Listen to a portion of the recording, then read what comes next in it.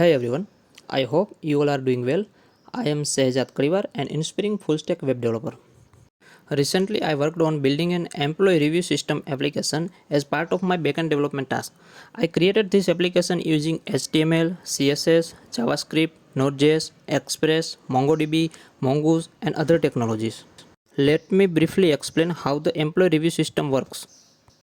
First, you will be redirected to the sign-in page, which is common for both employees and admins. By entering your email address and password, you can log into the application.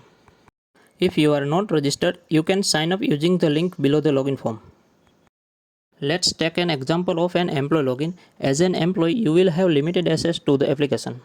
You will be able to see any assigned reviews and reviews provided by other employees. To log out, use the sign out option in the header, and now let's log in as an admin. After logging in as an admin, you will see any pending reviews assigned to you and reviews from any employee. In the nav bar, next to the home button, there is an assign work section.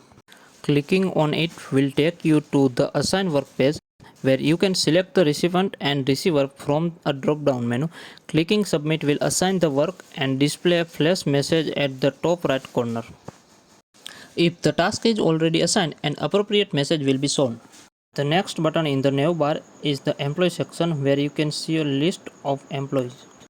Here you can update employee details like name, email and password and click update to reflect the changes. You can also delete an employee from here. Note that delete an employee will also delete any assigned work and review provided by that employee. Admin can also promote an employee to admin status, allowing them to access admin specific features, and can also revoke their admin status. The next section in the nav bar is register, where you can add a new employee. Finally, there is a sign out feature to log out. Now let's add a review and see how it looks for the recipient. Log into employee 1's account.